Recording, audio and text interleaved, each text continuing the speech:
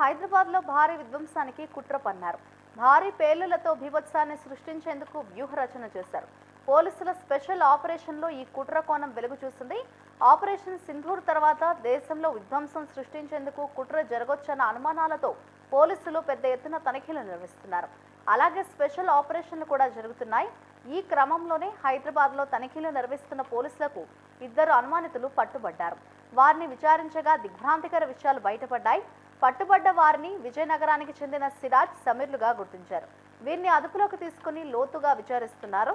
వీరితో పాటు ఇంకా ఎవరెవరున్నారో, వీరు ఏ సంస్థకు చెందిన వారో దర్యాప్తులో తేలాల్సి ఉంది.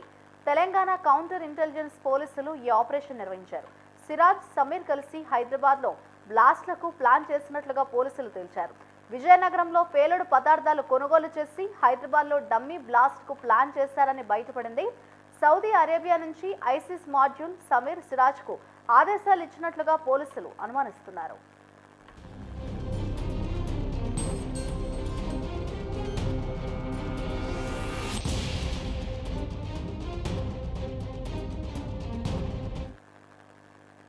పహల్గామ్ ఉగ్రవాద దాడి ఘటన నేపథ్యంలో భారత్ ఆపరేషన్ సింధూర్ పేరుతో ఉగ్ర సంస్థలు వాటి స్థావరాలపై అటాక్ చేయడం తెలిసిందే. ప్రతి దాడులకు దిగిన పాకిస్తాన్ను భారత్ జిత్తు చేయడం, ఆ దేశ ఎయిర్ బేస్లు ధ్వంసం చేయడం చూస్తూనే ఉన్నాం. ఇరు దేశాల మధ్య ఉద్రిక్తతల నేపథ్యంలో రాష్ట్రాలన్నీ అలర్ట్గా ఉండాలని ఇటీవల ఆదేశించింది కేంద్రం.